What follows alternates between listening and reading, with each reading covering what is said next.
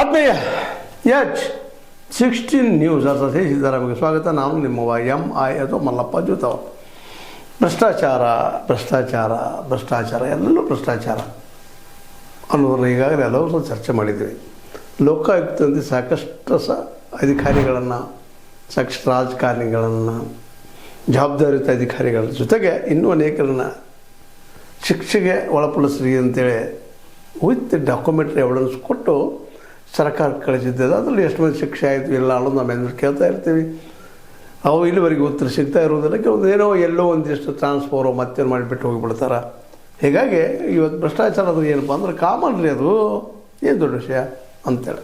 ಈಗ ಒಂದು ದೊಡ್ಡ ಹಾನಿ ಆಗ್ಯದ, ನಷ್ಟ ಆಗ್ಯದ, ದೊಡ್ಡ ಕಟ್ಟಡ ರೆಡಿ ಆಗ್ಯದ. ವಿಕಾಸಸೌಧ ವಿಧಾನಸೌಧದ ಬದಿಯಲ್ಲೇ ಅಡ್ಮಿನಿಸ್ಟ್ರೇಷನ್ ಹೋಗಿದ್ದಂಥ ದೊಡ್ಡ ಬಿಲ್ಡಿಂಗ್, ಅಲ್ಲೂ ಕಳಪೆ ಕಾಮಗಾರಿ.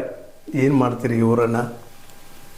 ಸಿಕ್ಕಾಪಟ್ಟೆ ದುಡ್ಡು ವಸೂಲು ಮಾಡ್ತಾರೆ, ಕೋಟಿಗಳಲ್ಲಿ ಹೊಡಿತಾರೆ, ಕೋಟಿಗಳಲ್ಲಿ ಹೊಡೆದಾರಂತ ಈಗ ರಿಪೋರ್ಟ್ಸ್ ಬರ್ತಾ ಇದ್ದಾವೆ. ಲೋಕಾಯುಕ್ತಂತೆ ಅದಕ್ಕೆ ವಿತ್ ಡಾಕ್ಯುಮೆಂಟ್ರಿ ಎವಿಡೆನ್ಸ್ ಕೊಟ್ಟರೆ ಹೌದು ಬೆಸ್ಟೆಲ್ಲ ಆಗ್ಯದ, ಲಾಸ್ ಆಗ್ಯದ ಅಂತೇಳಿ. ಆದರೆ ಖಚಿತವಾಗಿ ಇಷ್ಟ ಲಾಸ್, ಇಷ್ಟ ಕೋಟಿ ಆಗ್ಯದ ಅಂತಿಲ್ಲ. ಆದರೆ ಭಾಳ ಮಂದಿ ಕೂಡಿ ಮಾಡಿದ್ದಾರೆ. ಇದು ಯಾರ್ಯಾರು ಮಾಡಿದಾರ ಅನ್ನುವಂಥ ಒಂದು 14 ಮಂದಿ ಹೆಸರು ಕೊಟ್ಟದ. ಮುಖ್ಯವಾಗಿ ಅದರಲ್ಲೂ ನಿವೃತ್ತರಾದಂಥ ಈ ಒಂದು ಗೌಡಯ್ಯ NG ಗೌಡಯ್ಯ ಅನ್ನುವಂಥವ್ರು, ಜೊತೆಗೆ ಪವಿತ್ರ ಅನ್ನುವಂಥವ್ರು ಅಧಿಕಾರಿಗಳು. ಇವರ ಜೊತೆಗೆ ಇನ್ನೂ 12 ಜನರ ಬಗ್ಗೆ ಆರೋಪ ಮಾಡ್ತಾಯಿದ್ದಾರೆ, ಅವ್ರ ಮೇಲೆ ಆರೋಪ ಮಾಡ್ತಾಯಿದ್ದಾರೆ. ಇವ್ರದಿಂದವ್ರು